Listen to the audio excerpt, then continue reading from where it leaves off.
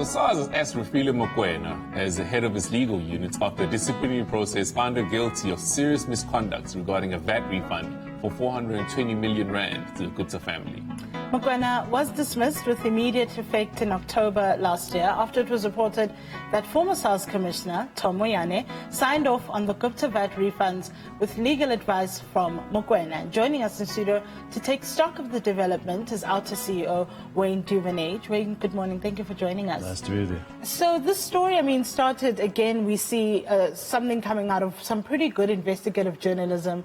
Daily Maverick breaking the story a while back, saying there had been some illegality, shenanigans that had happened with SARS with regards to this 420 million rand, and now we see some disciplinary action against an individual. But the problems at SARS are far greater than just Refiloe Mokoena and the former SARS Commissioner. Oh yes, absolutely. And there have been a number of other senior executives or senior managers that have been removed from SARS. We have the IT manager, human resources and so forth, and governance. I think what's happened is that since the new management have stepped in, they've had to undo a lot of the damage that has taken place over a number of years under Tom Moyane's leadership.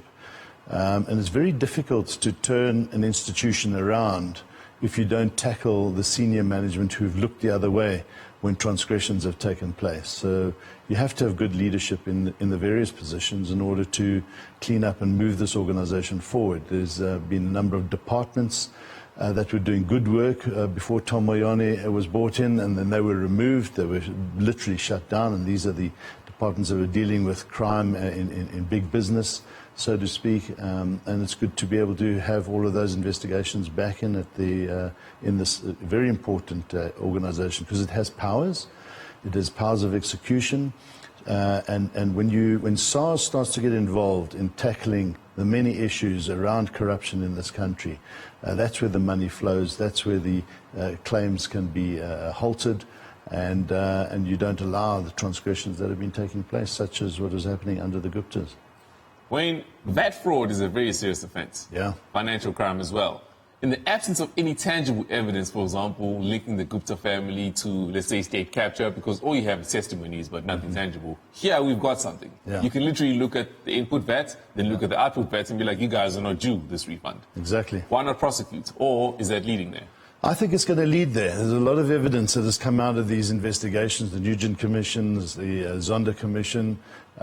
We think that criminal action and other actions that can be taking place will start to flow from the revelations and the evidence that comes out of these commissions.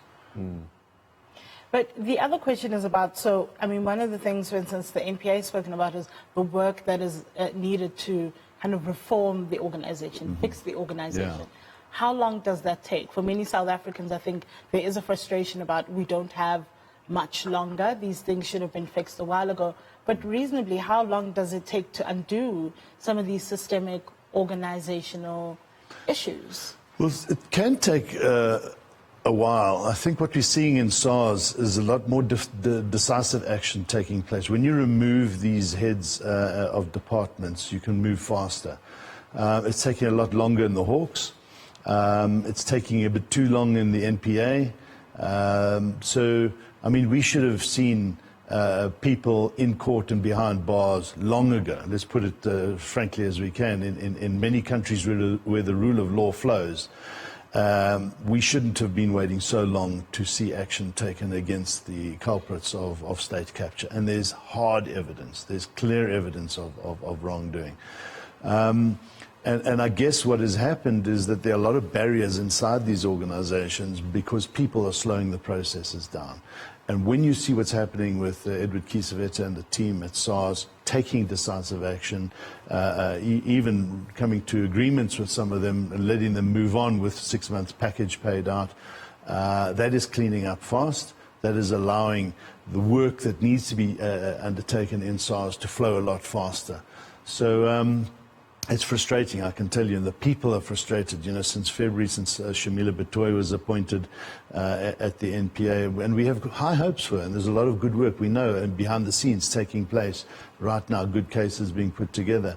But it's just taking too long, and the frustration levels with the general public out there, that no action is happening, there's no accountability, it would seem, is extremely frustrating. What about the issue of resources? We know, for example, that the NPA is underfunded, as you're talking about the Hawks, for example, currently going through a restructure.